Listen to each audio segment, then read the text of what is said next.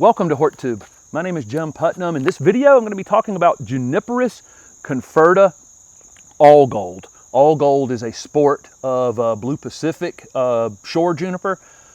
This beautiful gold foliage year round. It was found in Australia. I grew this plant at my nursery for years. It's a great ground cover juniper. It's actually a little bit hard to grow in a nursery setting. It's kind of easy to drown this one. It's a great plant in the landscape, not talking it down in the landscape whatsoever. If you can find this plant, I highly recommend it. It's just a great, really bright ground cover, perfect plant on a slope. Pretty much tough as nails, not quite as cold hardy as some other junipers though. It's only hardy into zone 6. So zone 6 to 9. Great in sandy soils, great in clay soils as long as there's a slope and it's draining. Not really one I would plant in a flat space in clay soils. I don't think it would like that a whole lot.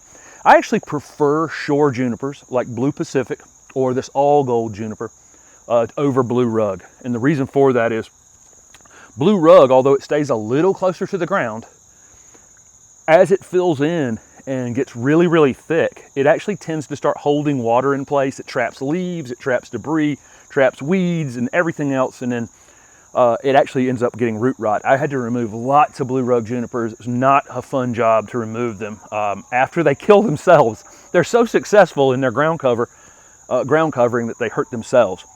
Blue Pacific and this all gold juniper, that little bit of extra height seems to prevent that, allows a little air movement through them, and seems to, I've never had to pull any of these out of a landscape job. This gold just shines from a mile away. These would prefer at least a half a day sun to all day sun. If you have a slope and it has half a day sun or more, this is the perfect plant for it.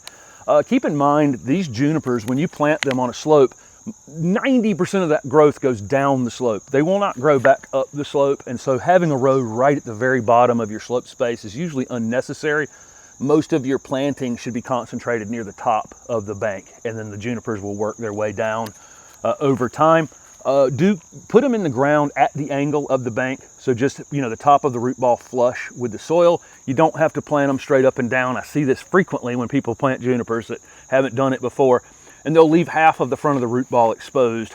It's unnecessary. Just plant ground covers at the same angle as the bank. Trees you would plant straight up and down and work through that, but these just like that.